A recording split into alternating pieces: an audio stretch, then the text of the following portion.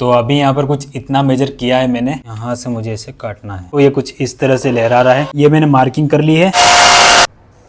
देख सकते हो कितना औसम तरीके से वर्क कर रहा है। यो व्हाट्स अप गाइस, मैं हूं विशाल और क्या हालचाल आप सभी के। आई नो से भी बढ़िया होंगे, एकदम मजे में होंगे। दोस्तों लास्ट वीडियो में मैंने जो अपना स्पीड बोर्ड में मोटर माउंट बनवाया था उसको घिस कर साफ किया था। उसके बाद में मैंने मोटर को ऐड कर दिया था और उसके बाद मैंने सारा कुछ कनेक्शन करके नए वाले कंट्रोलर के साथ में इसको चलने लायक बना दिया है। देख सकते हैं अब ये मोटर परफेक्ट तरीके से चल रही है। इतना काम मैंने किया था, जिसके बाद मैंने बोला था कि मैं इसका चेन स्प्रोकेट ऑर्डर करने वाला हूं। एक तो मैंने बनाया था जो कि काम नहीं आया था, इसलिए मैंने ऑर्डर करने का डिसाइड किया था। लेकिन जब मैं अपने मोटर के अकॉर्डिंग चेन स्प्रोकेट ढूंढने लगा तब मुझे पता चला कि भाई इसका प्राइस तो लगभग 2000 के समथिंग जा रहा है। 1500 से 2000 एक जरा से चेन स्प्रोकेट के लिए, इसलिए मैंने उसको ऑर्डर किया ही नहीं था और अभी तक मेरे पास कोई सा भी चेन स्प्रोकेट अवेलेबल नहीं है। तो चेन स्प्रोकेट का जुगाड़ तो मुझे करना पड़ेगा। ऑनलाइन में ढूंढ रहा हूँ लेकिन मुझे मिल नहीं रहा है और ऑफलाइन भी मैंने ढूंढा था, वहां पर भी मुझे मिला नहीं। इसलिए मैं सोच रहा हूं कि एक और बार इस टाइप का चेन स्प्रोकेट बनवाने की कोशिश करता हूं, परफेक्ट वाला। इसका अलाइनमेंट थोड़ा बिगड़ चुका है। हाँ, हमने इसे घर पर बनाया था इसलिए थोड़ा बिगड़ चुका है, लेकिन एक बार दुकान पर बनवा कर देख लेते हैं, क्या पता वहां पर परफेक्शन के साथ में बन जाए और हमारा काम सस्ते में निपट जाए। और इस बार मैं इसकी जगह पर छोटे वाले चेन स्प्रोकेट का यूज करने वाला हूँ। आई होप कि इससे बन जाए, क्योंकि वेल्डिंग करने में इसको दिक्कत आ रही थी, इसलिए हमने इससे बनाया नहीं था। तो देखते हैं, ट्राई करते हैं। सो इसे बनवाने के लिए मुझे लेकर जाना पड़ेगा भाई दुकान पर। पूरे स्पीड बोर्ड को उठाकर ले जाना पड़ेगा। सिर्फ मोटर उठाकर ले जा सकता हूँ, लेकिन मैंने अपनी मोटर को अच्छा खासा कस दिया है, अंदर से पूरा टेप वगैरह लगाकर कनेक्शन किए हुए हैं। इस कारण मैं इसको ऐसा निकाल कर नहीं ले जा सकता हूँ। दिक्कत हो गई भाई कनेक्शन खोलने करने में। और अभी मैं सोच रहा हूँ कि चेन स्प्रोकेट बनाने के साथ साथ में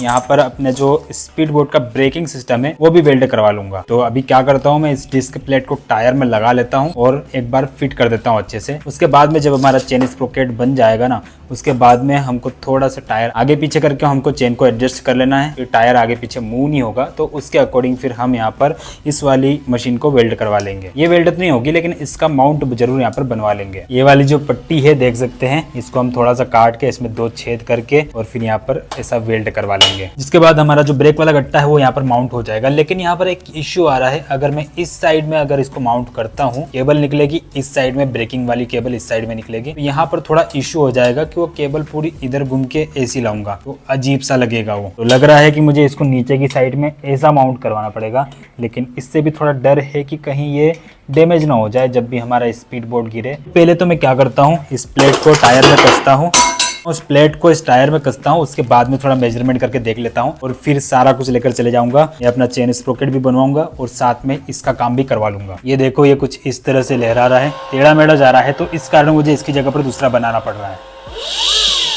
अभी टायर खोलता हूँ, उसके बाद में करते हैं भाई इसका इलाज, कैलकुलेशन करते हैं।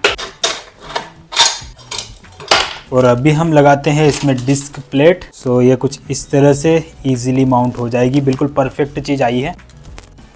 तो ये देखो, कुछ इस तरह से मैंने यहाँ पर डिस्क प्लेट कस दी है और अब मैं फिर से इसे रिटर्न लगा देता हूँ अपने स्पीड बोर्ड में और फिर थोड़ा मेजर करके देखता हूँ। तो अभी देखो, यहाँ पर मैंने कुछ इस तरह से डिस्क प्लेट लगा दी है और अब हमारा जो माउंट है उसको हम परफेक्ट तरीके से मेजर करके लगा सकते हैं। एंड मैं सोच रहा हूँ कि इसके नीचे की साइड इसे लगाऊंगा तो सही रहेगा, लेकिन दिक्कत भी दे सकता है क्योंकि ये जब भी गिरेगा तब घिसाएगा। ये ऊपर की साइड लगाऊंगा अगर मैं ऐसा, तो यहाँ पर होगा कि केबल इस साइड निकलेगी पीछे की साइड और देन मुझे इसे घुमाकर और फिर पकड़ना पड़ेगा ऊपर। तो यह प्रॉब्लम है। तो अभी यहाँ पर कुछ इतना मेजर किया है मैंने, यहाँ पर ये कुछ ऐसा ही लगा दूंगा मैं।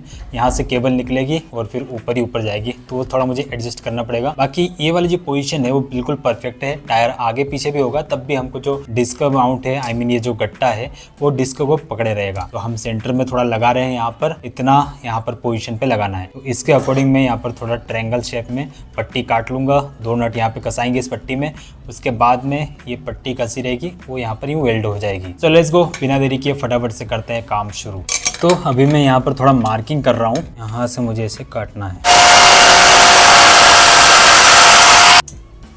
ओके, सो ये फाइनली कट चुका है। तो गाइस अभी यहाँ पर ये कुछ इस टाइप से वेल्ड हो जाएगा। देख सकते हैं पट्टी ये जरा एक्स्ट्रा निकली हुई है, इसको भी मैं यहाँ से काट देता हूँ।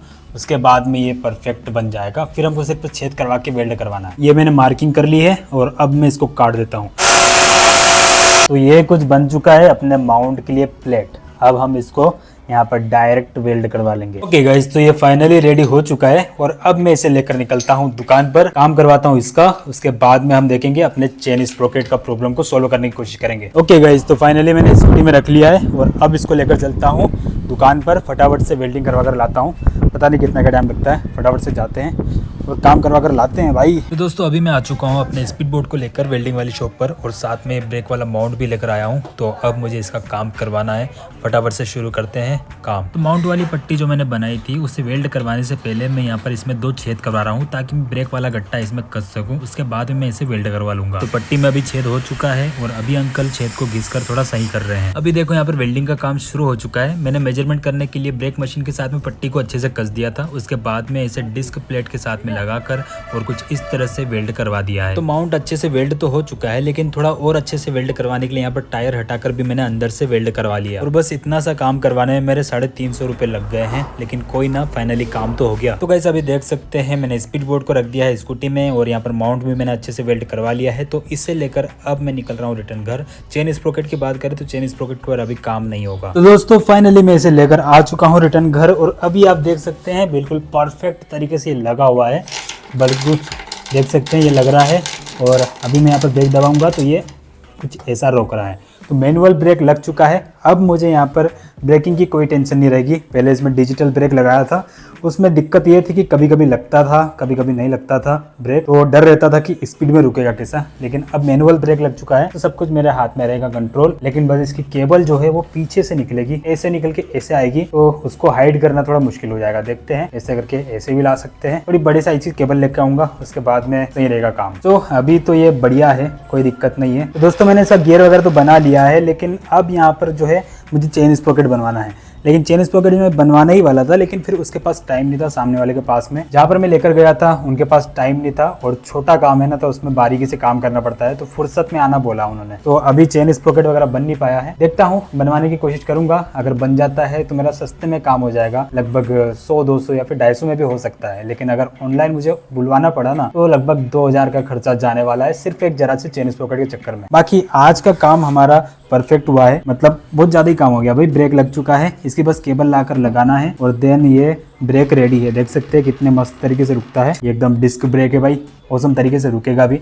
स्पीड में रहेगा तो थोड़ा कमजोर काम करेगा, लेकिन ठीक है जो भी है। तो आज का वीडियो आपको कैसा लगा बताना जरूर कमेंट में। आज बहुत ज्यादा माथापच्ची हुई, घर पर तो नहीं हुई, लेकिन हाँ खास करके दुकान पर जाकर हुई थी। उनको थोड़ा समझाने करने में, वो तो समझ गए थे, लेकिन थोड़ा अलाइनमेंट वगैरह लगाकर और फिर इसको वेल्ड करने में थोड़ा टाइम लगा था। बाकी ठीक है जो भी है, बढ़िया तरीके से ये हो चुका है। बहुत बढ़िया तरीके से इन्होंने काम करके दिया है, जैसा मैं चाह रहा था सेम टू सेम हो चुका है। देख सकते हो कितना औसम तरीके से वर्क कर रहा है।